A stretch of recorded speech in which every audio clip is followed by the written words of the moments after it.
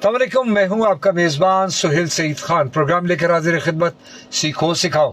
आपके पसंदीदा channel Sindh police FM 88.6 पर हम सुनाई ही नहीं दे रहे बल्कि हम दिखाई भी दे रहे हैं, मगर सिंध पुलिस FM 88.6 के पेज पर आप अगर चाहें, अगर हमारा प्रोग्राम देखना चाहते हैं तो ज़रूर देखिए। हमारा पेज पे इस वक्त हम लाइव जा चुके हैं और हमारा सिलसिला शुरू हो जाता है तो यही जो लगभग इसी वक्त से, और फिर ये जाता है 4 बजे के लगभग। हम इस प्रोग्राम को एंड करते हैं, तब तक हमारी चलती है गुफ्तगू हमारे मेहमान के साथ, और मेहमान भी हमारे आ चुकी हैं और सारा सिलसिला हमारे प्रोग्राम का हम करते हैं बाकायदा आगाज़, जिसको हमने रखा हुआ रब के नाम पर, कि वो हमारा आगाज़ सिर्फ़ और सिर्फ रब के ज़िक्र से, रब की रज़ा से और रब की इजाज़त से हम अपने प्रोग्राम का करते हैं आगाज़।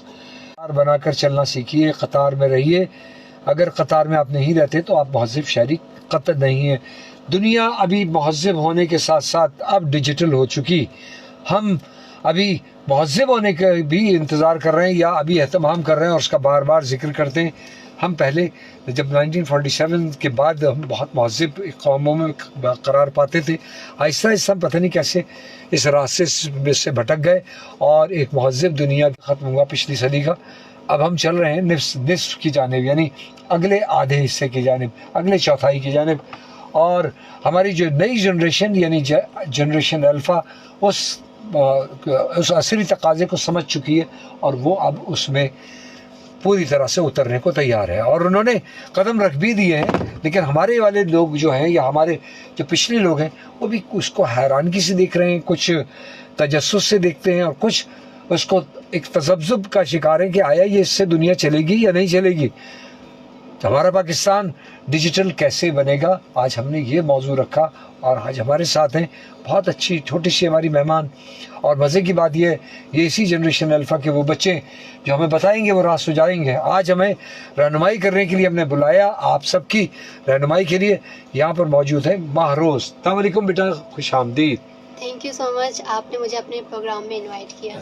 ज़ाकिल्लाह बेटा, आप यहाँ आए हमारा प्रोग्राम यकीनन आपको, आपने पहले अगर देखे हो अगर हमारे प्रोग्राम, तो उसमें हमने यही कोशिश करते हैं कि प्रोग्राम का नाम से अंदाज़ा हो गया, सीखते हैं सिखाते हैं।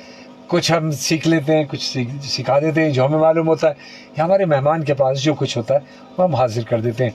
तो बेटा ये हम आप थोड़ा सा अपना तारुफ दीजिएगा। एक बात मैं आपको बता दूं कि उन्होंने आपने कैलकुलेटर के हवाले से मैंने सिंधी कैलकुलेटर बनाया है। हाँ, मैं चाहता हूँ कि आपका सारा तारुफ हो जाए कि डिजिटल दुनिया में आप क्या कर रही हैं, आप कैसे दाखिल हुई, थोड़ा सा ये तारुफ बेटा आपकी ज़बान।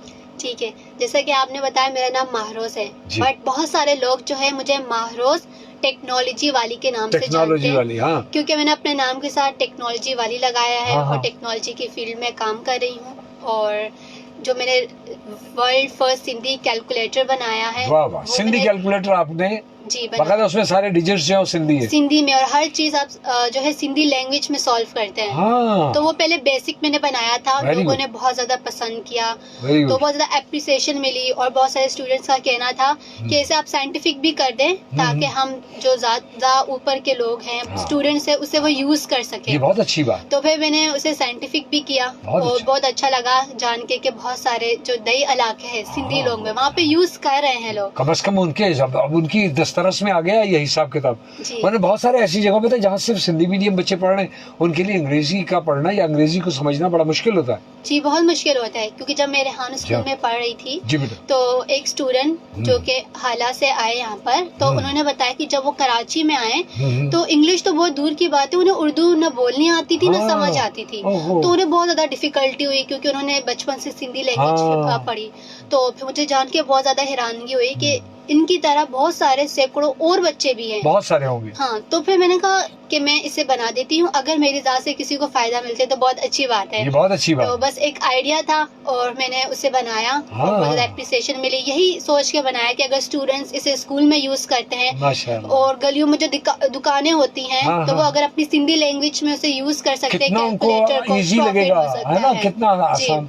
अच्छा, सारी बात ये हमारे यहाँ मुकामी लैंग्वेज पर कोई काम ही नहीं किया जाता बेटा, कि हम अपनी डिजिटल दुनिया, ये भी कैलकुलेटर भी ये डिजिटल डिजिटल है, ये भी डिजिटल। जी, आप जब से गूगल में सर्च करेंगे cindycalculator.com तो ये वेबसाइट एक आ जाएगी। हाँ। फिर हमने सोचा कि हम इसे फिजिकली भी, जैसे हम जाके दुकान पे बाय करते हैं, लेकिन बहुत अफसोस हुआ जब हमें जान के कि पाकिस्तान में ये नहीं है, लाइक अच्छा। बाहर केवल चाइना से बनवाना पड़ता है। हाँ। और अगर हुकूमत चाहे अच्छा, तो इस पे आपने काम कर सकती उसको है। बाकायदा जब उसकी एक मास प्रोडक्शन जब करना चाहिए तो उसके लिए ये तो एक तजर्बाती तौर पर आपने उसका जी। प्रोटोटाइप तो तैयार कर लिया, लेकिन बात आती है कि जब उसे पूरी तरह से मार्केट करने के लिए या उसकी मास प्रोडक्शन या यानी बल्क में तैयार करने जी। के लिए वो चाइना फिर हमें रुजू करना पड़ता है। हाँ, और अपना फिर वही सॉफ्टवेयर बहुत उनको- बड़ी सरमायाकारी सॉफ्टवेयर उनको से देके और उनके हार्डवेयर में डाल करके। जी, लाइक वो फिर हम जिस तरीके से दुकान पे जाते हैं, लेते हैं, कैलकुलेटर स्कूल में यूज होते हैं, तो वो सारी चीजें चाइना से बनकर आती है। अच्छा, तो बहुत सारे इसमें लोगों ने कहा सॉफ्टवेयर हम नहीं डाल सकते यहाँ अगर हार्डवेयर हमें वो उनकी ये यहाँ में चीजें नहीं है। हमने हाँ। पता किया तो बिजनेसमैन से, उन्होंने कहा कि सारा जो माल है, सारी चीजें जो बनती हैं, हाँ, हाँ। ये सारी चाइना से आती है। हाँ। यहाँ पे ये चीजें नहीं कुछ है। नहीं, तो क्या वो तो ये आइडिया फिर- वहाँ उनके थ्रू देखे ना, भी आइडिया कोई और ले जाएगा और कोई और कमा लेगा। असल में अगर हुकूमत चाहे तो वो कर सकती है, क्योंकि बहुत सारे लोगों ने हमें कहा इस पे हाँ, काम हाँ, करने हाँ, का, हाँ, हाँ। और ऑफ कोर्स इस पे एक बड़ा प्रोजेक्ट जी है। बेटा। अगर हुकूमत इसे चाहे तो वो लॉन्च कर सकती हैं। आसानी से। हाँ, हाँ। और फिर इस पे काम हो सकता है, और मेरे ख्याल से इसमें हुकूमत को भी फायदा होगा, लोगों को हाँ। भी फायदा होगा, सबको फायदा होगा। That's good. यानी अच्छा, अब आती है बात हमारा ये जो आज का टॉपिक है, जैसे आपने डिजिटल दुनिया में एक दरवाजा आपने खोल दिया सिंधी कैलकुलेटर बनाकर, तो हमारे यहाँ अभी तक हम अभी डिजिटल दुनिया को, जिसमें कि अभी हम तय ही नहीं कर पा रहे कि हम कैसे उसके अंदर कदम रखें, हम कैसे जाएं, कैसे वो रास्ता बनाएं। तो आज अगर हम चाहें कि आपका वो नुक्ता नज़र हमारे सामीन और नाजरीन की नज़र हो जाए। हाँ, यहाँ हमारे पास एक मैसेज भी आ गया, अरे वाह ज़बरदस्त महारोज़, वो भी टेक्नोलॉजी वाली। सुहेल भाई, तो मैं इस तरह कह सकता हूँ कि सुहेल सईद खान सीखो सिखाओ वाले। जी जी बिल्कुल, हम सीखो सिखाओ वाले ही हैं, सीखने सिखाने वाले। कोशिश करते हैं कि हम भी सीख लें और कुछ सिखा दें, जो हमारे लोग आए वो भी सिखा जाए, कुछ जो हमारे पास हमने इकट्ठा किया है अपनी ज़िंदगी भर में कि तजर्बे में, मुशाहिदे में, वो पेश कर देते हैं। तो बात आती है कि हमारे यहाँ कैसे हम अपनी ये सारी चीज़ें करने, यानी एक ये दुनिया कहते हैं ना, कैसे बनेगा डिजिटल पाकिस्तान, ये एक स्लोगन नहीं, बल्कि हम इसको बाकायदा इसको अमली तौर पर यानी कहना चाहिए कि एक मल्टी डायमेंशन एक सफर है, जरूरत है। हाँ। इसके बगैर गुजारा नहीं है। हाँ। पाकिस्तान और पीछे रह जाएगा। हम तो अभी तक वही कागज लेकर आते हैं, वो पूरा दफ्तरी कार्रवाई होती है, फिर उसके बगैर दुनिया भर में अब पेपरलेस सोसाइटी बन चुकी, सारा कुछ डिजिटल हो गया, कैशलेस सोसाइटी हो चुकी है। अच्छा, कैशलेस भी होगी, पैसे जेब में रख के नहीं घूमते। जी हाँ, अब तो प्लास्टिक कार्ड या बल्कि अपना वो सेल फोन पे ही सारा कुछ हो गया दुनिया भर में। ऐसा ही है। अगर हम अपने पड़ोसी ममालिक हाँ। इंडिया में देखें तो वहाँ की वीडियोस देख के बहुत ज्यादा हैरानगी होती है कि अगर सब्जी लेने भी जाते हैं तो वो लोग कैश नहीं देते, वो QR कोड से जी स्कैन करते हैं। हाँ, यानी हाँ। सब्जी लेने जाए, कुछ भी छोटे हाँ। काम से लेके बड़े काम तक। गोलगप्पे भी खा रहे थे, मैंने देखा हाँ। QR कोड लगा हुआ था एक वीडियो में, तो मैंने मुझे हैरानगी हुई, चाय पी रहे हैं तो वो QR कोड से पेमेंट कर, कोई जरूरत ही नहीं है। मैंने भी यहाँ की कई के पास देखा, लेकिन अक्सरियत नहीं है जो भी इस बात को नहीं समझ रही। अभी शुरुआत है, लेकिन रफ्तार हमारी बहुत ज्यादा स्लो है ना। लेकिन अगर हम इस पे तेजी से काम करें तो इसके बहुत सारे फवायद है। अगर हम हर टाइम कैश लेके अपने पॉकेट में नहीं घूमेंगे हाँ। तो जाहिर सी बात है हम डकैती, चोरी, इन सब चीजों से सबसे बच जाएंगे। हाँ। जी हाँ। अच्छा, इसके अलावा हमारे पास अभी कोई ऐसी डिवाइस नहीं आई है, क्योंकि मोबाइल फोन तो मेरा खतरे में रहता है जी। तो ये तो खतरे की जद में है, तो इसको लेकर फिर ना खुद एक खतरा है, ये भी अच्छी खासी रकम के साथ। तो मैं समझता हूँ कि अगर हमारे यहाँ ऐसी कोई डिवाइस बने कि छोटी सी एक डिवाइस हो, वो सिर्फ वो किसी के काम ना आए, उसका कोड ही हमारे पास हो, तो छोटी सी एक डिवाइस हो, वो उसी को स्कैन करे, उसी में अमाउंट डला हुआ हो, वो सब कुछ हो, घर में वाईफाई पर इस्तेमाल होती हो या डाटा पे भी इस्तेमाल होती हो, लेकिन वो सिर्फ वो उसको QR कोड को स्कैन कर स्कैनर को छोटा सा हमारे पास, जी, यानी कि पैसे हम डिजिटल सेंड कर सकें। हमारे पास ये पॉसिबल डिजिटल है। छोटा सी इतनी सी डिब्बी रह गई हमारे जेब में, उसी को दिखाया, उसी में स्कैन किया और पेमेंट हो गई। हाँ, और अब ऐसी दुनिया में होने वाला है कि हम फिर अगली जो जनरेशन होगी उन्हें हम फिजिकल पैसे नहीं वो देख पाएंगे। कोई भी चीज चाहिए होगी, लेनी होगी, वो मोबाइल से पैसे जाएंगे उनके बैंक से ट्रांसफर, इस तरीके से होगा सारा सिस्टम। अभी भी हम लोग अक्सर करते हैं ट्रांसफर, जैसे ऑनलाइन चीजें वगैरह लेते हैं तो हम बाय करते हैं, सेंड करते हैं। उन्होंने तो बल्कि नया डिजिटल सिस्टम ये किया है कि आपके ही बॉडी में वो उन्होंने एक छोटा सा डिजिटल चिप जो है वो रख दी है, एक कैप्सूल की शक्ल में, बहुत छोटा सा बारीक सा है, नन्हा सा। उस कैप्सूल के अंदर वो स्कैनर है, वो कोई भी स्कैनर हुआ, वो उन्होंने स्कैनर लगाया उसके ऊपर, उनके बाजू में ये कहीं भी एक रखा हुआ है, उन्होंने स्कैनर फेरा, उतने पैसे आप उन्होंने पैसे फीड किए, उन्होंने पैसे ओके किए, वहाँ पर उन्होंने अपना कोड डाला और खट से पैसे पेमेंट हो गए। इसी तरीके अच्छा, उसी में पासपोर्ट भी है, उसी में उनका शनाख्ती कार्ड भी है, सब कुछ हो गया। अच्छा, मुझे बड़े इसी तरीके से अब हम देखें शुगर की बीमारी बहुत ज्यादा फैल रही है, तो इसी तरह की एक छोटी सी चिप जो यहाँ पे फिट हो जाती है, और उससे जो है वो आसानी से देख सकते हैं कि आप कितना है शुगर है। तो ये भी सारी टेक्नोलॉजी है, कितनी अच्छी चीजें, ये वही डिजिटल टेक्नोलॉजी है जी। लेकिन मैंने सुना ये बहुत ज्यादा महंगी, अगर हम, क्योंकि हम बाहर से पाकिस्तान अभी नई जब कोई चीज होती है तो बेटा वो तो महंगी होती है डेफिनेटली, लेकिन इसके लिए तेज इंटरनेट ब्रॉडबैंड चाहिए होता है। 5G कम से कम तो होनी चाहिए, दुनिया 7G की तरफ जा रही है, क्योंकि हम देखें अभी तो हमारे यहाँ बेचारा 4G नहीं चल रहा, लड़खड़ाता है अक्सर। तो मैं कहता हूँ पर अल्लाह उम्मीद अच्छी रखनी चाहिए, अल्लाह करेगा हमारे यहाँ भी अच्छे दिन आएंगे कि हमारा भी 5G जैसी स्पीड 4G में मिल जाएगी। तो हमारी बात सारी है कि क्लाउड्स की जो हमारे यहाँ, अभी तो क्लाउड्स की अभी समझ ही नहीं है कि क्लाउड, वो बल्कि इंडिया में एक एनालिस्ट जो है वो बैठ कर कह रहा था कि वो बादल में जाकर के वो डेटा उसका शिफ्ट हो जाता है, बाकायदा फिजिकल जो आसमानी बादल, उसे नहीं पता एक डिजिटल क्लाउड भी होता है, एक दुनिया, एक उसके अंदर जाकर के आपका डेटा ट्रांसफ़र हो जाता है, आपके फ़ोन नंबर्स उसके अंदर चले गए, आपकी ईमेल्स उसमें चली गई, सारा डेटा हमारा गूगल के क्लाउड में मौजूद होता है। गूगल जो हमारा कहना चाहिए गूगल की जो वो मेमोरी है, स्टोर हो जाता है, हाँ उसमें स्टोर हो जाता है, तो उसके बाद हम जब चाहें उसको निकाल लें। हाँ ऐसा ही है, अगर हमारा मोबाइल भी खो जाता है या चोरी हो जाता है तो अगर हम नंबर्स हमने सेव किए तो हमारी बहुत सारी चीजें वापस हम इस्तेमाल कर सकते हैं, पिक्चर्स वीडियोस वगैरह आ जाती हैं। तो हम अब यही चाहेंगे कि लोगों को ये भी पता चले कि गूगल वन जो है उसके अंदर आपका व्हाट्सएप का सारा डेटा शिफ्ट हो जाता है और वो आपका बैकअप है, जब चाहे उसको, जब फोन बदला, जैसे ही आपने उस फोन में वो नंबर डाला, वो ईमेल डाली, तो उसके जो आपका गूगल वन है, वन उसका पार्ट ही है गूगल का, तो वहां से वो सीधा सारा डेटा आपके फोन में ट्रांसफर हो जाता है। जैसे हम नंबर सेव करते हैं तो ऑप्शन आता है, तो अगर अपने ईमेल में अगर हम टिक कर लेंगे तो वो सेव हो जाएगा, और जो नहीं किए होंगे तो फिर वो नहीं रहेंगे। वो जो गूगल ड्राइव है उसके अंदर चली जाती है जीमेल के थ्रू। जी, बहुत अच्छी बात है। तो हम ये समझते हैं कि हमें इन चीज़ों का इस्तेमाल करना होगा। तो मैं ये चाहता हूँ कि तफसीली तौर पर आपका बयान हमारे लोगों तक पहुँचे। एक तो चीज़ है, मैं बिला वजह इंटरफेयर होंगे ना तो अच्छा नहीं लगेगा, आपकी ज़बानी सुनेंगे ना तो हमें भी हौसला होगा और हमारे सुनने वालों को भी लर्निंग मिलेगी।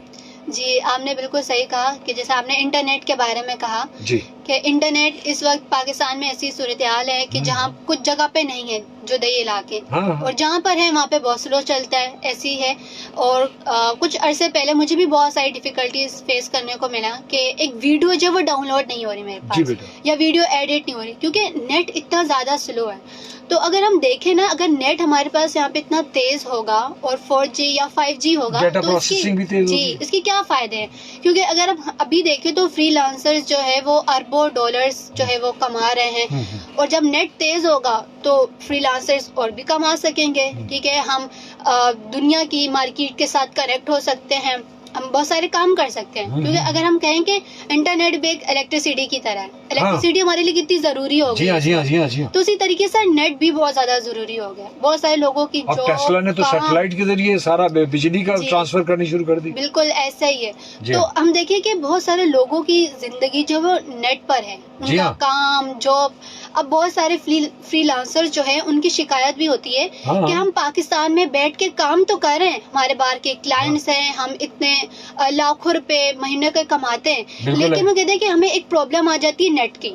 अब वो नेट की क्या प्रॉब्लम है? अब क्लाइंट को काम सेंड करना है, राब्ता नहीं हो पा रहा, वो चीज नहीं जा रही, नेट बहुत स्लो है, जिसकी वजह से जो है फिर क्लाइंट्स से जो एक अच्छा रिलेशन नहीं बन पाता। और एक बात भी है कि बाहर की मार्केट में जो है लोग पाकिस्तान को ज़्यादा अच्छा समझते भी नहीं है कि यहाँ का नेट सही नहीं है, ये लोग सही काम नहीं कर पाएंगे, तो यही वजह है। तो मेरे उनका ख्याल से मैसेज ज्यादा पहुंचेगा, बहुत देर में हमें डिलीवरी होगी। हाँ, तो ऑनलाइन जो हमारी थोड़ा सा नुकसान हुआ है, यानी हमने नुकसान उठाया है इस वक्त बहुत ज्यादा। जो डिजिटल दुनिया में हम कदम रख गए थे और हमारे बच्चों ने बल्कि आमदन शुरू कर दी थी, वो या नौजवानों ने, वो काफी मुतासिर हुई है। हाँ, अगर नेट हो तो बहुत सारे लोग जो हमारे नौजवान हैं आज के, उनको बहुत सारी अपॉर्चुनिटीज मिल सकती हैं, उनके बहुत सारे कारोबार हो सकते हैं, क्योंकि ऑनलाइन फ्रीलांसिंग के जरिए इतने सारे काम हैं। अब हम देखें, कंटेंट क्रिएटर, पॉडकास्टर, बहुत सारी चीजें हैं। हाँ। तो अगर नेट नहीं होगा तो ऑफ कोर्स ये बहुत सारी चीजें मुतासिर हो जाएगी। यानी हमारे मुल्क में इसका नेट का डेवलप होना और इसकी बहुत स्पीड का ज्यादा अच्छा होना, जरूरी है। दैट्स गुड, बहुत अच्छी बात। अच्छा, डिजिटल तालीम और हुनरमंदी, ये जो स्किल्स हैं जी, उसके हवाले से बात आती है कि बेटा उस पर हम चाहेंगे कि कोडिंग वगैरह या एआई और डिजिटल लिटरेसी जो है ये कितनी ज़रूरी है हमारे लिए, ताकि हम अपना पाकिस्तान को डिजिटल बना सकें। जी, अगर हमें पाकिस्तान को डिजिटल बनाना है तो जी हमें अपनी यंग जनरेशन पे काम करना होगा। जो इस वक्त स्कूल में है वो चीजें सीख रहे हैं, ठीक तो है। अगर हम उनके सिलेबस में चीजें पुट नहीं करेंगे तो उन्हें कैसे पता चलेगा। एक हमारा जो पुराना तालीमी निज़ाम है, निसाब है, वही चल रहा है, जो कि अब यूजफुल नहीं है, तो जाहिर सी बात है हमारा मुल्क तरक्की नहीं कर पाएगा। जैसे हमारा हम हिस्ट्री में रोम पढ़ा रहे हैं, रोम की बातें, अब रोम में बहुत सारी चीजें 2000 साल कबल मसीह के मैंने रोम के खुद बारे में मैट्रिक किया है, क्या, तो मैं खुद भी कहूंगी कि मैंने कंप्यूटर साइंस में मैट्रिक किया है, तो कंप्यूटर के सब्जेक्ट से मुझे कोई फायदा हासिल नहीं हुआ। नहीं, वो तो बहुत ऑब्सलीट है जी। कंप्यूटर सब्जेक्ट जो जिसमें आईटी पढ़ाते हैं। अभी कुछ अरसे पहले तक तो वो फ्लॉपी डिस्क पढ़ाई जा रही थी, जिसको मेरे ख्याल में नई नस्ल ने देखा ही नहीं है। ऐसा ही है, अगर हम कंप्यूटर के सब्जेक्ट्स में ये सारी चीजें, आईटी, एआई का इस्तेमाल, चैटबॉट्स, बेसिक एआई कोडिंग, हम ये सारी चीजें थोड़ी थोड़ी करके डाल दें तो बच्चों को पता चल जाएगा और उनको बचपन से अपना एक गोल भी क्लियर हो जाएगा कि उन्होंने किस फील्ड में जाना है। क्योंकि कंप्यूटर जो सब्जेक्ट जो मैंने देखा है, बच्चे दूर भागते हैं बस, क्योंकि सारा रट्टा होता है, प्रैक्टिकल नहीं है। अगर प्रैक्टिकल होगा तो ही पाकिस्तान जो है डिजिटल बन सकेगा, उसमें उतरेंगे वो बच्चे। जी, जैसे भी बच्चा पिछली दफा मेरे यहाँ पर जो अभी आए मेहमान मिस्टर अबू बकर जी, तो उन्होंने बड़ी अच्छी बात कही। उनके साथ वही था कि उन्होंने सारी ये इसी सब चीज़ों के ऊपर एआई कोडिंग को सिखाते हैं कि एआई टूल्स कैसे बनाए जाते हैं। तो भाई हैरान कन बात यह है, वो 11 साल का बच्चा था, आप भी बहुत छोटी सी है। बड़ी बात यह है कि इतने छोटे छोटे बच्चे और ये नई जनरेशन हिम्मत कर रही है, लेकिन हमारे यहाँ हम अपने आप को तैयार नहीं कर रहे, या हमारे बड़े अगर तैयार नहीं हो रहे तो बड़ा मुश्किल हो जाएगा। हमारे आप लोग क्या एक्सपेक्ट करते कि अपनी नई जनरेशन के से और पिछली जनरेशन से? हम देखिए जो नई जनरेशन है वो बहुत ज्यादा इंटेलिजेंट भी है, ठीक है। उनके पास हम देखते हैं एक बच्चा पैदा होता है, एक छोटा सा बच्चा, भले वो चल नहीं पाता लेकिन उसको मोबाइल को पता है, यूट्यूब खोलना है, ये वाला कार्टून देना है, बहुत सारी चीजें। तो वो इतनी तेजी से चीजें आ रही है, लेकिन डायरेक्शन चाहिए, कोई सपोर्ट करने वाला चाहिए, अपॉर्चुनिटीज चाहिए। तो इसी तरीके से अगर कोई गाइड करने वाला मिलेगा, अपॉर्चुनिटीज मिलेंगी, तो टैलेंट हमारे मुल्क में बहुत है। जैसे हमने कहा बहुत सारे छोटे छोटे बच्चे हैं, वो खुद अपनी मदद के आप वो चीजें कर रहे हैं, लेकिन बहुत सारे लोगों को ना पेरेंट्स की तरफ से सपोर्ट होता है, ना सोसाइटी की तरफ से, ना अपॉर्चुनिटीज होती है, जिनकी वजह से उनका टैलेंट जो है वो रहेगा हो जाता है। That's good. तो अगर ये सब चीजें हों तो हमारा मुल्क बहुत तेजी से तरक्की कर सकता है। और मैं कहूँगी कि हमारी जो ये यंग जनरेशन है, ये हमारे मुल्क का कर्जा भी उतार सकती है बड़े आराम से। जी बिल्कुल, अगर इन टेक्नोलॉजी एआई की फील्ड में आ जाए, और इतनी सारी फील्ड है टेक्नोलॉजी में, वो इस पे काम करें तो बाहर की कंट्री से इतने अरबों डॉलर्स कमा सकती हैं कि वो अब हमारे मुल्क पाकिस्तान का इजीली जो है वो कर्जा उतार सकती है। हम अपने सॉफ्टवेयर हाउसेस, अपने वेब डेवलपमेंट सेंटर्स अगर हो पाकिस्तान में बाकायदा उनको प्रमोट होती है, वो चीज़ें प्रमोट होती हो वहाँ पर। अच्छा चले, पूरे पाकिस्तान में कहीं नहीं है, नो डाउट, कोई ऐसे मखसूस जोन बना दिए जाए जहाँ पे इंटरनेट बड़ी ताकतवर हो, वहाँ जहाँ ये बच्चे, स्किल्ड बच्चे वहाँ इकट्ठे होते हो। कैसी ये एक तजवीज़ कैसी रहती है? जी, ये हाल ही में एक सेगा के नाम से बना है NED यूनिवर्सिटी में, और वो सबसे बड़ा गेमिंग का सॉफ्टवेयर हाउस है। अच्छा, ठीक है, और वहाँ पर सॉफ्टवेयर डेवलप होते हैं जी, और अभी न्यू बना है, वहाँ पे फ्री कोर्सेज करवाए जा रहे हैं, इन्वायरमेंट, एसी, नेट, हर चीज वहाँ पर है। अच्छा। वहाँ पे कंप्यूटर्स भी आपको दिए जा रहे हैं। उनकी कैसी है? उनके भी साथ भी यही मसाइल है? नहीं, वहाँ पे सही है, बहुत अच्छी स्पीड है जी। और वो वहाँ पे लेटेस्ट कोर्सेज करवाए जा रहे हैं बच्चों को, और मेरे छोटे भाई को बहुत शौक है तो वो भी वहाँ पे जाते हैं स्टडी के लिए। अच्छा, उसके बाद कोई एज की? जी, एज की एज लिमिट नहीं है वहाँ पे। तालीम की भी नहीं है, कोई कर नहीं, क्योंकि गेम बनाना लाइक ये एक स्किल है, ठीक है। और जब वहाँ का जो है बकायदा इफ्तिताह किया गया। हाँ, वो गेम बिकेंगे भी। जी हाँ, और मेरा भाई खुद बताता है कि दुनिया में जो फिल्म इंडस्ट्री है उससे भी बड़ी गेम इंडस्ट्री है। हाँ। हम एक फिल्म एक दफा देखते हैं, ज्यादा 2 दफा 3 दफा, दोबारा नहीं देखते, लेकिन वो एक गेम बच्चा अपनी पूरी जिंदगी खेलता है। वो डेवलप करते रहते हैं गेम को। तो वो गेम से इतना पैसा कमा सकते हैं कि एक बंदा लाइक सोच, अभी एक रिसेंटली उनका कंपटीशन आ रहा है जो कि पूरी दुनिया में होगा बच्चों का, जो कि गेम्स बनाएंगे, ठीक है। जो जीतेगा उनको 1 मिलियन PKR मिलेगा। और इनके इतने पाकिस्तानी रुपए, वो भी 1 मिलियन 10 लाख रुपए। जी, और ये तो बहुत छोटा इनाम है, इससे बड़े बड़े, ठीक है। और जो इंटरनेशनल कंपटीशन आते हैं उसमें और ज्यादा बहुत सारी कंट्रीज के बच्चे होंगे जो बनाएंगे। गेम खेलने के कंपटीशन होते हैं, गेम बनाने के कंपटीशन होते हैं। तो इस चीज की मुझे बहुत खुशी है कि पाकिस्तान इस फील्ड में आया है, इस इंडस्ट्री को लेकर आया है। और यहाँ पे बहुत सारे लोग ऐसे हैं जो कि गेम को खेलना चाह रहे हैं, ठीक है, बनाना चाह रहे हैं। उनको एक बकायदा एक बहुत बड़ी अपॉर्चुनिटी मिली है जहाँ पे एक्सपर्ट्स आपको बताएंगे, जो कि सॉफ्टवेयर हाउस के एक्सपर्ट्स हैं, वो आपको चीजें सिखा रहे हैं कि ऐसे बनती है एनिमेशन और सब चीजें। और फिर इस तरीके से हमारे मुल्क के जो बच्चे हैं वो इस गेमिंग की फील्ड में भी पार्टिसिपेट कर सकते हैं। That's good, that's good. अच्छा, अगर हमारे यहाँ अब आती बात बेटा, इस एक बड़ा नुक्ता इम्पोर्टेंट है, इसके लिए फिर असतज़ा भी चाहिए होंगे, या हमारे स्कूल्स के असतज़ा भी डिफरेंट होने चाहिए? और वहाँ का कोर्स का सिलेबस या निसाब जिसको कहते हैं, करिकुलम, वो भी बेहतर होना चाहिए। जी, जैसे कि अगर हम टीचर देखें तो उनकी भी वक्त के साथ ट्रेनिंग होनी चाहिए। जैसे निजाम बदल रहा है, चीजें वगैरह अपडेट किया जाए, और जी अपडेट होनी चाहिए, ठीक है, ताकि उन्हें पता चले कि वो बच्चों को क्या चीजें वक्त के साथ सिखा रहे हैं। मैंने शायद अप्रैल या मई के महीने में 2025 में मैंने एक इंटरव्यू किया था, ऑनलाइन पॉडकास्ट किया था। अमेरिका की एक टीचर थी और बहुत अच्छा मेरा पॉडकास्ट उनके साथ रहा। तो मुझे बहुत हैरानगी हुई कि वो दुनिया के मुख्तलिफ ममालिक में ट्रैवल करती है सिर्फ और सिर्फ नई चीजें सीखने के लिए। हाँ, उसने कहा चल फिर करके सीखना।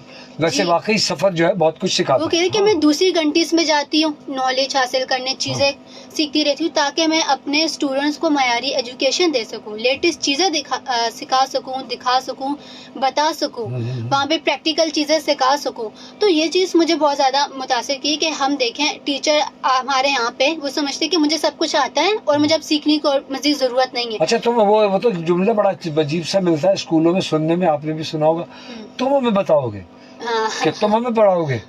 बात सारी ये है, अगर किसी के पास एक भी जुमला है, चाहे वो छोटा सा बच्चा भी है, अब मैंने यहाँ ला करके मैं जो यानी अब जिंदगी का सफर जो मेरी एजुकेशन की फील्ड में शुरू हुआ था 1982 में हुआ था।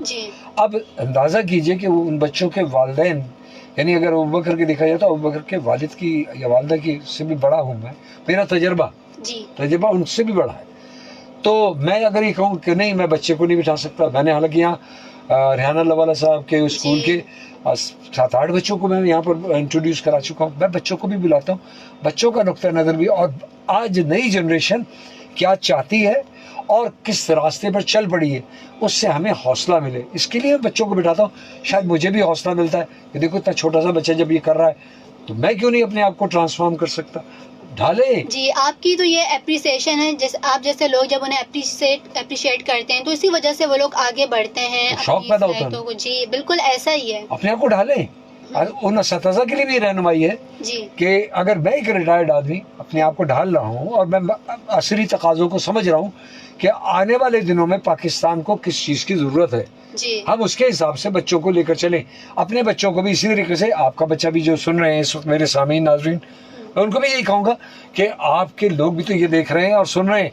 यहाँ भैया मेरे बड़े अच्छे मेरे बच्चों के साथी शाहिद समद कह रहे हैं नाइस, थैंक यू शाहिद, और आप जफ़री साहब हैं, अस्सलाम वालेकुम, प्रोग्राम बहुत अच्छा है जफ़र साहब बिल्कुल, थैंक यू वेरी मच। आप ही लोगों के लिए हम यहाँ पर कोशिश करते हैं कि लोगों को आम तौर पर एक मोटिवेशनल स्पीकर बन जाना कोई मसला नहीं है। कोई भी खड़ा होगा, 4 जुमले रट करके आ जाए, या शायद मैं अपनी ज़िंदगी के अपने हालात और वाक़यात बताऊं, लेकिन बात सारी ये तो सब गुजर चुकी है। आने वाले दिनों में क्या हो रहा है, कुछ बातें गुजरी हुई से सीखते हैं और कुछ बातें आने वाले दिनों से सीखते हैं, आने वाले दिनों के लिए हम सीखते हैं। तो एक कॉल ले लेते हैं। अस्सलाम वालेकुम जी। आबिद अमीर भैया कैसे हैं?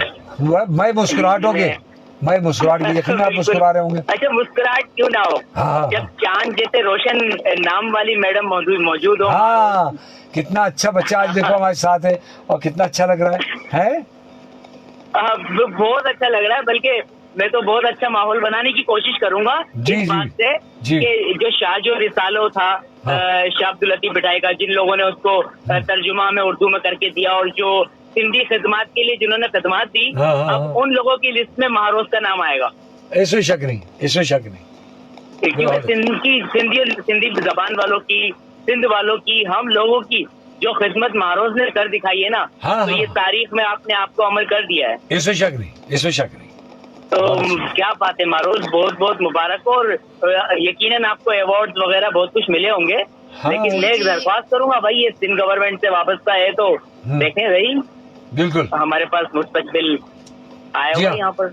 बिल्कुल, सिंधी जबान वालों का मुस्तकबिल, सिंध बोलने वालों का मुस्तकबिल, सिंध में रहने वालों का मुस्तकबिल, और पाकिस्तानियों का मुस्तकबिल। बेशक बेशक, यकीनन। क्या बात है, यानी आज सिंधी एक कैलकुलेटर बनाया तो कल किसी और जबान के लिए बनाएंगे, कल कोई और उनकी इजाद हमारे सामने आएगी।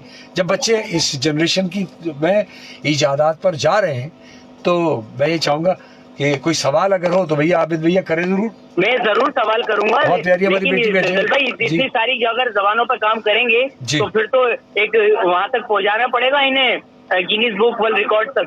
इंशाल्लाह इंशाल्लाह गिनीज बुक पर पाकिस्तानियों के रिकॉर्ड बहुत ज्यादा है, अब यकीनन इनका भी इंशाल्लाह एक दिन आएगा।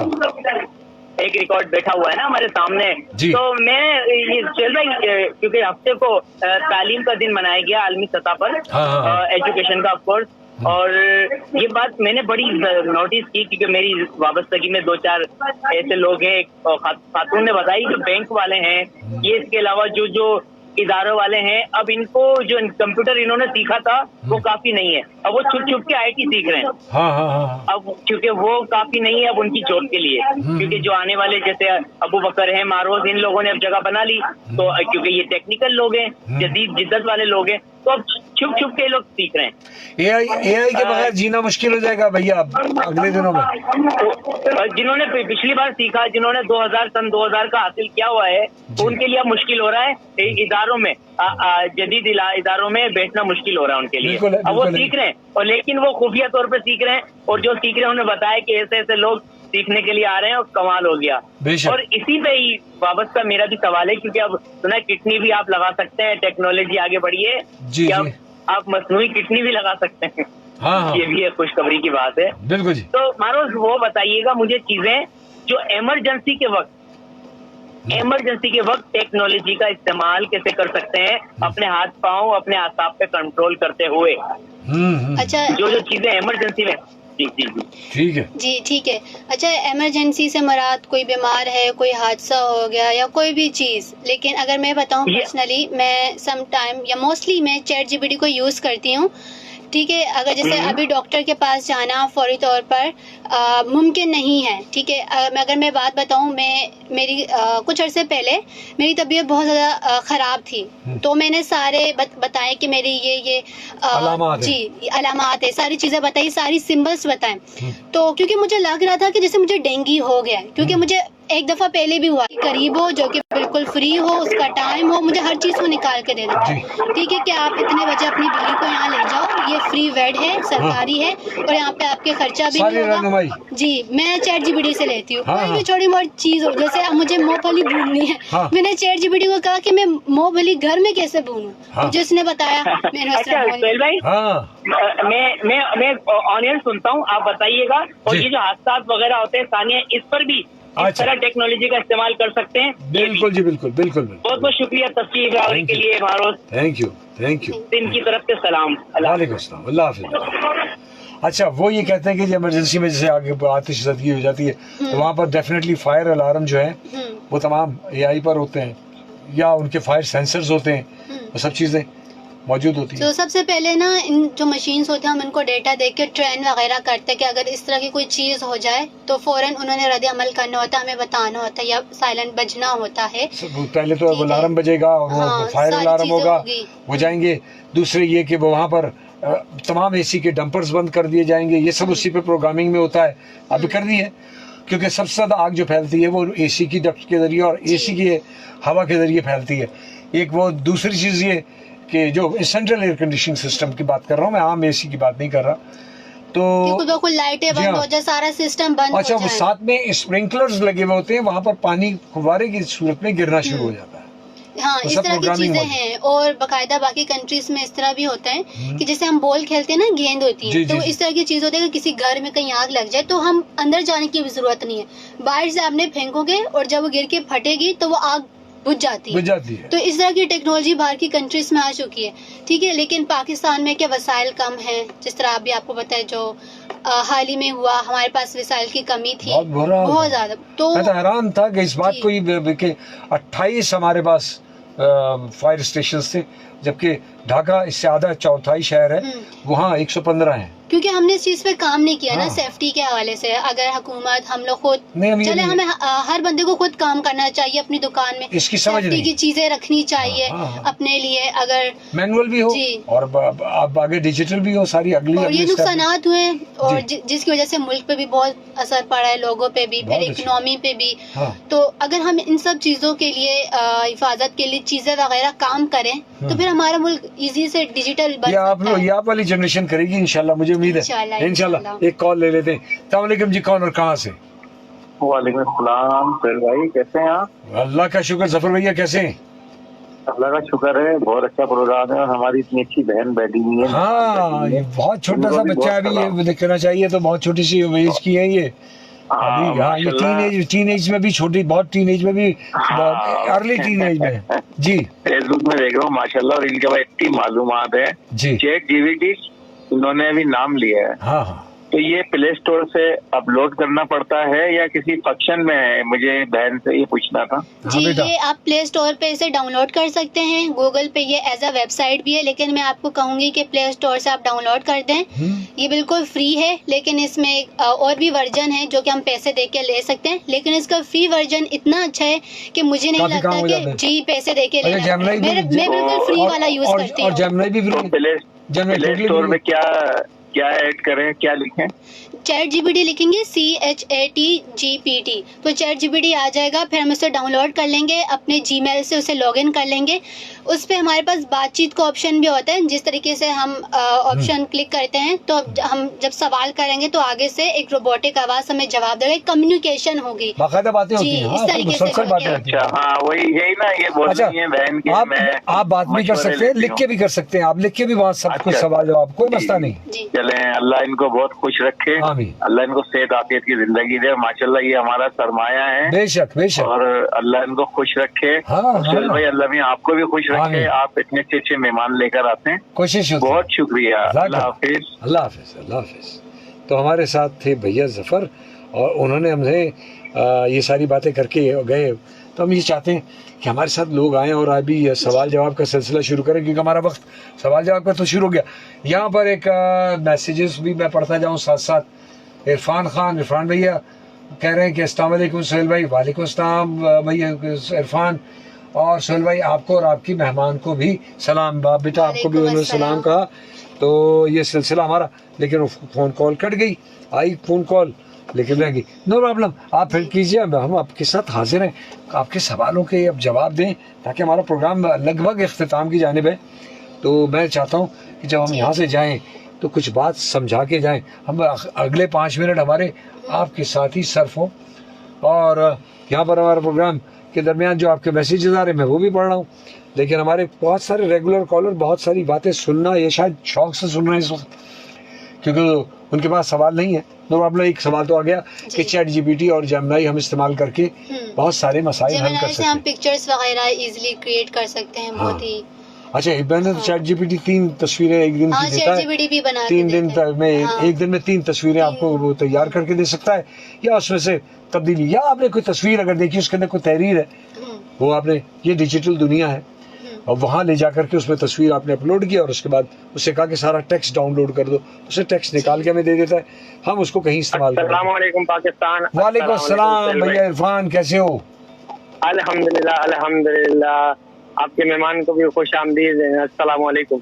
शुक्रिया। वालेकुम अस्सलाम जी। सुहेल भाई माशाल्लाह, आप तो एक से एक हीरा ही चुन कर लाते हैं और बड़ी बेहतरीन इस दौर के हिसाब से जैसे मालूमात फराम की जाए ना, और जितनी आसान तरीके से फराम की जाए, आप ऐसे उस्ताद लाते हैं कि आसान से आसान करके हमें समझाया जाता है। हाँ, मैंने ये अल्लाह ताला की करना चाहिए कि बड़ा करम नवाजी है कि मेरे मेहमान इस बात को समझ लेते हैं कि हमारे सामीन जो है वो तमाम लोग हैं, हर शख्स है, हर शख्स के लिए आम फहम बात होनी चाहिए जी। और ये मारोज बेटा तो बहुत बेहतरीन तरीके से समझा रही हैं। ये तो मैं समझता हूँ कि जिसे कुछ लिखने पढ़ने नहीं आता ना, वो भी इसे इस्तेमाल करना शुरू कर देगा, उसके लिए भी आसानी है, बहुत आसानी। और इनकी मैं बात सुन रहा था, इन्होंने कहा कि आप पिक्चर्स वगैरह भी एडिट कर सकते हैं। सेल भाई, आपको कुछ दिन पहले मैंने एक पिक्चर सेंड की थी कि एक कस्टमर ने मुझे दिया, बोला कि यार इससे प्रिंट करवा दो, मुझे बना के दो, मुझे रूम में लगाना है, इंटीरियर का काम है, आपको पता है जैसे। तो मैंने खुद किया, वो पहले हम डिजाइनर को देते थे, वो उसके 500 रुपए मुझसे चार्ज करते थे। अच्छा, ये मैंने खुद किया, ये जब मैंने खुद किया, मैंने उससे दिया, मैंने बोला इसे प्रिंट कर दो बस वो 500 रुपए मैंने बचा लिए। देखिए, और इससे मेरे लिए खुद रास्ते खुलते गए। मैंने कहा अच्छा ना, तो मैं खुद डिजाइनिंग कर सकता हूँ, मैं खुद ही बहुत से काम आपको आसान हो गए। अभी मैंने लोगो डिजाइन किया इसी के जरिए, अपने प्रोग्राम का एक लोगो बनाया मैंने, सीखो सिखाओ का। मैंने भी अपने ये इंटीरियर डिजाइनर के हिसाब से लोगो डिजाइन खुद किया। हाँ। और इसकी मालूमात होनी चाहिए। और दूसरी बात ये कि देखें, अब मैं हूँ ना, मैं अपने हद तक महदूद हूँ, मैंने अपने तक क्या आपको बता दिया, इसको बता दिया, उसको बता दिया, लेकिन आपने मेहमान बुलाकर हमारे लिए इतनी आसानी कर दी कि सबको बता दिया बहुत अच्छी कि किस तरीके से हो सकता है। बहुत लोगों ने सीख लिया, जिस तक मेरी रसाई नहीं है, आपके प्रोग्राम की रसाई है, मारोज बेटा की रसाई है, तो वो सब तक पहुँच गया, पूरे पाकिस्तान में फैल गया, पाकिस्तान से बाहर भी फैल गया। बेशक, तो इसके लिए मैं आपका भी शुक्रिया अदा करूंगा सुहेल भाई कि आपने इतने बेहतरीन और प्यारे मेहमान को मधु किया। और मारोज बेटा, आपका भी बहुत बहुत शुक्रिया कि आप तशरीफ लाई, हमारे लिए आसानियां पैदा की। आप हमसे छोटी जरूर हो, लेकिन हमारी उस्ताद हो। हाँ, इसमें शक नहीं। बहुत शुक्रिया। थैंक यू इरफान भैया, अल्लाह हाफिज। मैं इरफान भाई के जवाब में यही कहूँगा, एक छोटा सा मुझे भी याद आ गया कि एक किचन का डिज़ाइन मैंने करवाया और मैं बनाने जा रहा था उसको, तो जिस कारपेंटर ने उससे पेंसिल से लकीरें खींच के खुद से बड़ा रॉ कंडीशन में उसे बनाकर मुझे दे दिया कि कौन सी चीज़ कहाँ लगेगी, उसका साइज़ क्या होगा, मैंने उस पर सब साइज़ लिखवा लिया। उसकी तस्वीर खींची मैंने और ले करके चैट जीपीटी में डाली, उसने वो एक इंतहाई प्रोफेशनल नक्शे में ढाल करके मुझे दे दिया। वो लोग समझ रहे हैं कि किसी डिजाइनर से बनवाया, डिजाइनर नहीं, इसी चैट जीपीटी से। ये हमारा एक ऐसा असिस्टेंट है जो कि हमसे ना पैसे लेता है, लेकिन हमें बिल्कुल अच्छी तरीके से गाइड करता है, हेल्प करता है। हाँ, उससे पूरी तरीके से बताया और उसको मैं गाइड भी किया कि यार यहाँ ये चीज नहीं, यहाँ इसको यहाँ करो, इसको यहाँ करो, उसे करके दिखाया। एक कॉल आखिरी ले लेते हैं बेटा, तो हमारी बात तो पहुँच गई और मेरे ख्याल है उस मैसेज की वजह से। अस्सलाम वालेकुम जी, कौन और कहाँ से? वालेकुम सलाम सर भाई, क्या खैरियत है? अल्लाह का शुक्र। सर भाई, मेहमान को सलाम कहता हूँ। वालेकुम अस्सलाम। जी भैया। सर भाई माशाल्लाह इतनी तरक्की हो गया कि स्मार्टफोन के अलावा भी छोटा मोबाइल जो कीपैड वाला, उसमें भी ये सिस्टम आ चुका है जेमिनी की तरह। बेहतरीन। अभी सिम सेट नंबर कोड आप डायल करें तो छोटे मोबाइल में, उसमें वहाँ सवाल करो, वहाँ से भी वो जवाब दे दे, जो फोन के नेटवर्क में। वाह। यानी वो आपके जरूरी नहीं है वो जो बहुत महंगा फोन खरीदे, आप ऑर्डिनरी फोन से भी ये काम कर सकते हैं। ये आपकी अच्छी इत्तला हमारे तक पहुंची, देखिए ये लर्निंग हमारे पास आ गई, ठीक है ना? सही है sir, right. Thank you dear. तो एक और मैसेज आ गया, मैं वो भी ले लूँ। कासिम कोट खैरपुर मीरत से गुलाम हैदर फुल फोटो साहब भी हमारे साथ हैं और उन्होंने हमें यहाँ अपनी एंट्री कराई है। बड़ी दूर तक लोग देख रहे हैं, पाकिस्तान से बाहर भी। और हादसा से बचने के लिए टेक्नोलॉजी का इस्तेमाल, या हादसा होने के बाद एक्सीडेंट या फिर दिल के अमराज, हार्ट अटैक वगैरह, इसके अलावा इसके हवाले से वो सवाल पूछ रहे हैं। तो ऐसे बहुत सारे इक्विपमेंट मौजूद हैं, वो फौरी तौर पर मदद करते हैं और वो सब डिजिटल होते हैं। कि जिनके ज़रिए उनको उनकी उसकी दिल की धड़कन को बहाल रखा जा सकता है, या आतिश ज़दगी होती है या कोई हादसा हो जाता है तो टेक्नोलॉजी का इस्तेमाल, मैंने अभी वही बात कही ना कि जैसे सारा कुछ लगा हुआ है और उसमें आपकी प्रोग्रामिंग हुई है, तो डेफिनेटली जहाँ जरा सा भी स्मोक डिटेक्ट करेगा वो सारा डिजिटल दुनिया से जी, उस पर थोड़ा सा आपकी रोशनी हो ताकि हम अपने प्रोग्राम के इसी तरीके से जैसा आपने बताया कि सिर्फ टेक्नोलॉजी नहीं बल्कि अगर हम जो फिजिकली जो चीजें होती हैं आग बुझाई जाती है, हार्डवेयर टेक्नोलॉजी के जरिए हमें उस पर भी काम कर खुद से कर लेते हैं, हमारा ध्यान होता है हम चीज ये कर ले या ये पिला ले, ठीक है, इससे क्या पता आराम मिल जाए, तो हम तब तक चैट जीपीटी से पूछ सकते हैं कि ऐसा हो गया, ठीक है, तो मैं तब तक के लिए क्या करूं, तो चैट जीपीटी बता देगा कि आप ऐसा करें और डॉक्टर के पास फौरी लेके जाएं, ठीक है, अगर उससे पहले चोट लगी है तो पहले साफ कर लें, जाहिर सी बातें जो फौरी तौर पे जो देनी है चीजें वगैरह करनी है, मदद करनी है, तो ये सारी चीजें वो बता सकते हैं। तो वो इब्तिदाई तिब्बी इमदाद का पूरा एक प्रोग्राम उसी वक्त आ जाता है कि आप जब तक इस हॉस्पिटल नहीं जा रहे या एम्बुलेंस नहीं आ रही तो आप ये सब चीजें कर लें, बताता है वो जी। इसी तरीके से एक दफा मेरी मदर की फ्रेंड हमारे घर आई और उनकी तबीयत खराब हो गई, ठीक है, तो हम जो अलामतें थी हमने देखी तो हमें पता चला कि यह मिर्गी का दौरा है, और हम बचपन से सुनते हैं मिर्गी के दौरा बहुत ज्यादा नॉर्मल है, और हमारे जो बुजुर्ग को बड़े यही कहते हैं कि बिल्लियों से दूर रहो, बिल्ली के बाल बहुत ज्यादा खतरनाक है जिसकी वजह से हमें मिर्गी का दौरा हो। तो उस दिन मैंने कहा कि भाई आज तो मैं पता करके रहूंगी कि मिर्गी का दौरा होता कैसे। फिर जब चैट जीपीटी से मैंने सर्च की, पता किया मेरे पापा ने भी, तो पता चला कि जो हम अपने बचपन से बुजुर्गों से सुनते हैं कि बिल्ली के बाल की वजह से होता है, ऐसा बिल्कुल नहीं है। वो इंसान की टेंशन, ठीक है, और बहुत सारी चीजें उन्होंने बताई कि स्ट्रेस है, उसपे न्यूरॉन्स ब्लॉक हो जाते हैं जी, ऐसे ही, और कोई गिरे या कोई पुरानी चोट वगैरह, इस तरह की चीजें जिसकी वजह से होता है, और सोल्यूशन भी बताया क्या है, और वो सोल्यूशन है आप इस पे करें, ठीक है, इस तरीके से हो सके। तो वहाँ से मुझे पता चला जो बचपन से सुनते आ रहे थे बिल्ली की वजह से, तो बेचारी बिल्ली को हम वैसे ही कह रहे थे, बिल्ली का कोई कसूर नहीं था, कसूर नहीं था कि बिल्ली पर हमने डाल करके, क्योंकि मेरे पास बिल्ली है, ठीक है, और मोस्टली लोग कहते हैं बिल्ली घर पे नहीं रखो, बिल्ली के बाल बहुत खतरनाक है, ऐसी बीमारी होगी, मिर्गी का कोई इलाज नहीं है। तो मैं बहुत तंग हो गई, मैंने कहा आज तुम्हें पता करके जब पता चला तो पता चला मेरी बिल्ली बेचारी मासूम है। हाँ, इसका मतलब इसके यानी हमने किसी चीज को, किसी जानदार को जो कसूरवार था उससे कसूर से निकाल लिया जी। इस तरह की हम चीजें और भी पता कर सकते हैं कि ये बीमारी कैंसर क्यों होता है या क्या, जो सारी चीजें हम पता कर सकते हैं। फिर वो जो अलामतें बताएगा कि इन चीजों से होती है, हम वो चीजों से अपने आप को महफूज कर सकते हैं। अच्छा, मजे की बात ये है, ये आप जो अपनी बीमारियां वगैरह उसमें जिक्र करते हैं वो उसके अंदर फीड हो जाती हैं जी। जैसे आप कोई दवा या कोई चीज, जैसे मैं भी कोई चीज अपनी दवा डालता हूँ, ये मैंने भी दवा ली है, मैं इसके साइड इफेक्ट और आफ्टर इफेक्ट्स मुझे बताएं तो फौरी तौर पर बता देता है कि आपको ये भी मर्ज है तो आपके साथ ये चीज़ जो है ना आपके लिए अच्छी नहीं होगी। तो ये बेटा थैंक यू वेरी मच, जज़ाकल्लाह, आपकी आमद का शुक्रिया। इंशाल्लाह फिर कभी कोई अच्छी सी बात और लेकर आएंगे और कोई अच्छा नुक्ता और लेकर आएंगे। Thank you very much. तो यहाँ से लेते हैं इजाज़त, आपके साथ इंशाल्लाह हाजिर होंगे कल और परसों फिर नए उन्वारात, नए मेहमानों के साथ। तब तक के लिए अल्लाह हाफिज़।